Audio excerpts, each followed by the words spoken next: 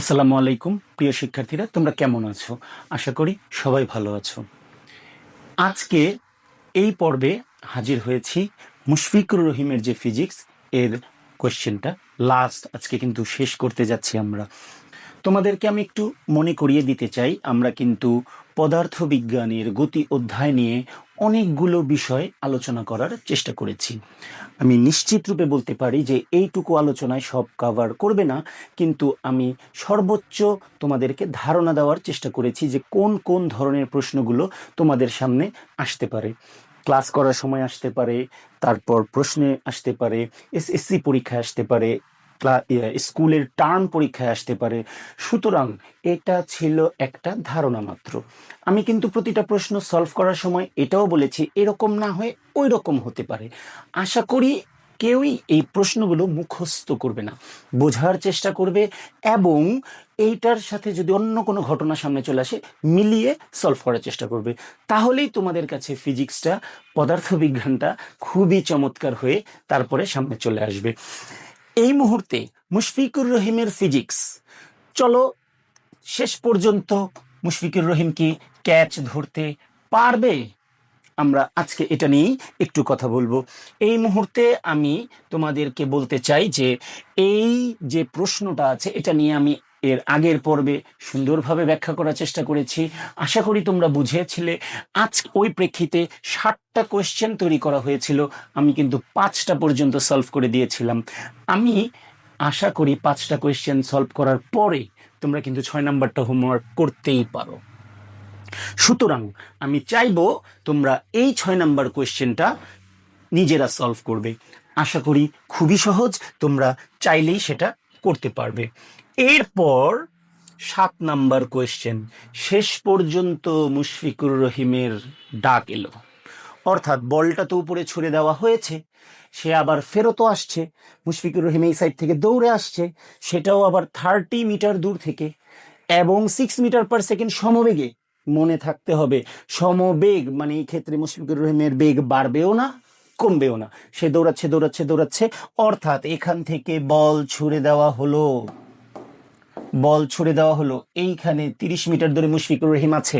তারপর আমি যদি এখন কমেন্টেটরসদের মতো করে বলার চেষ্টা করি, এই যে বল ছুঁড়েছে, মুশফিকুর রহিম দৌড়েছে দৌড়েছে দৌড়েছে দৌড়েছে, যদি চলে আসতে পারে ক্যাচ ধরবে, আদারওয়াইজ মিস হতে পারে। তাহলে চলো আমরা এই চমৎকার প্রশ্নটা সলভ করি ফিজিক্সের মাধ্যমে। অর্থাৎ মুশফিকুর রহিম বলটিকে মাটিতে পড়ার পূর্বেই ধরতে সক্ষম হবে কিনা। অর্থাৎ আমরা বলি না ক্যাচ ধরা, আসলে তো ভুল বলি, ক্যাচ মানেই তো ধরা।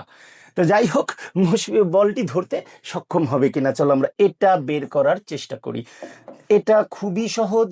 আমি আগে জানতে চাই বলটা যে এখান থেকে ছুড়ে দেওয়া হয়েছে সেটা সর্বোচ্চ উচ্চতায় যাবে যাবে যাবে এবং বিচরণ করে আবার ফেরত আসবে।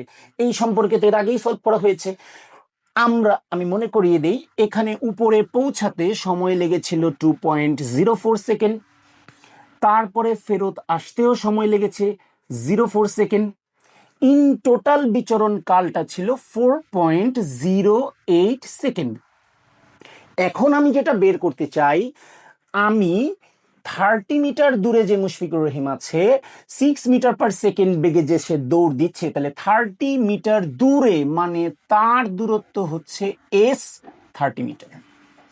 দৌড় দিয়েছে 6 মিটার/সেকেন্ড বেগে, এর মানে এটা কিন্তু সমবেগ, না ছোট হাতের ইউ না ছোট হাতের ভি, বড় হাতের ভি, 6 মিটার/সেকেন্ড সমবেগে। আমি এখন বের করতে চাই তার এই 30 মিটার ক্রস করে আসতে টাইম কেমন লাগবে। যদি দেখি শিক্ষার্থীরা যে তার সময় 30 মিটার দৌড়ে আসতে তার সময় 4.08-এর চেয়ে বেশি লেগেছে, তাহলে বলটা মাটিতে পড়ে গেল, মুশফিকুর রহিম ধরতে পারলো না। আর যদি দেখি মুশফিকুর রহিমের টাইমটা 4.08-এর চেয়ে কম, তাহলে বল পড়তে পড়তে সে পজিশনে চলে আসছে এবং ক্যাচ।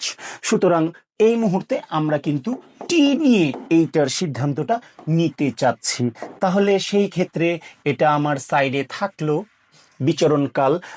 একটু কথা বলি, সেটা হচ্ছে এই প্রশ্নটা যদি তোমাদের সৃজনশীলে সরাসরি আসে তাহলে কিন্তু কয়েকটা ধাপ পার হয়ে আসতে হবে। অর্থাৎ প্রথমে তুমি সর্বোচ্চ উচ্চতায় পৌঁছানোর বিষয়টা বের করবে, তারপরে এইটা দিয়ে বিচরণ কাল বের করবে, টোটাল করবে, তারপরে মুশফিকুর রহিমের টাস্কে চলে যাবে।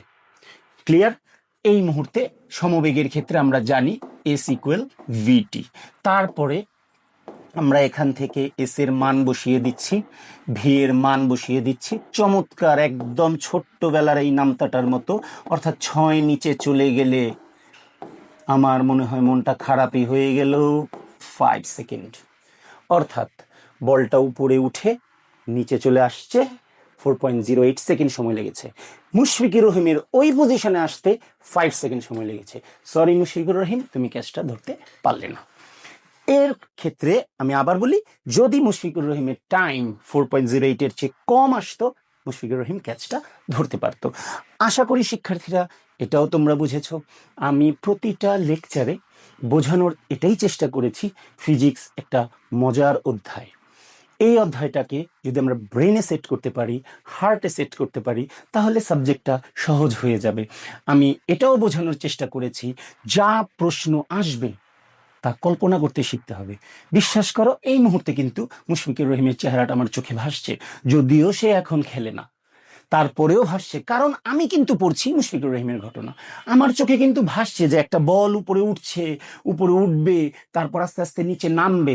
শিক্ষার্থীরা, যদি তোমরা এই থিঙ্কিং ক্যাপাসিটিটা ধারণ করতে পারো, আমার মনে হয় পদার্থবিজ্ঞান হয়ে উঠবে তোমার একটা পছন্দের বিষয়।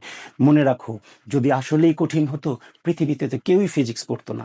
সুতরাং আমার মনে হয় একটু যদি মনোযোগ দিয়ে আমরা এই বিষয়টাকে আত্মস্থ করার চেষ্টা করি, তাহলেই কিন্তু কাজ হবে। যে কোনো বিষয় হার্টের ব্যাপার, অন্তরে নেয়ার ব্যাপার, এই ক্ষেত্রে কোনো প্রকার ভুল চলে না। সবসময় মনে রাখবে পদার্থবিজ্ঞান সহজ, দেখবা চিন্তা ভাবনার কারণে ঘটনাটা হবে সহজ। যেহেতু আজকে মোশন নিয়ে শেষ লেকচারের দিকে যাচ্ছি আপাতত, তারপরে যদি তোমাদের কোনো ডিমান্ড থাকে সেটা পূরণ করার জন্য ভিডিও করা লাগতেই পারে, কিন্তু আজকে আপাতত এখানেই শেষ। মনে রাখতে হবে, শিখো পদার্থবিজ্ঞান, ভালো করে শেখো, মনে রাখবা অভিজ্ঞতার সাথেই থাকো। আশা করি অভিজ্ঞতা দিয়ে তোমাদেরকে বোঝানোর চেষ্টা করেছি এবং অনেকটা সাকসেস হয়েছি, কারণ পূর্বের যে ভিডিওগুলো ইতিমধ্যেই চলে আসছে, তার ওইখানে কমেন্ট বক্সে আল্লাহর খাস রহমতে তোমাদের মতো অনেক শিক্ষার্থীরা ধন্যবাদ জানিয়েছে। সেই শিক্ষার্থীকে আবারও ধন্যবাদ জানাতে চাই। মনে রাখবেন, teaching is a work of heart. আমি মন থেকে কাজ করার চেষ্টা করি, এবং মন থেকে কাজ করলে ইনশাআল্লাহ আল্লাহ তোমাকে সফল করবে। ধন্যবাদ, সবাই ভালো থাকো, সুস্থ থাকো, আল্লাহ হাফেজ।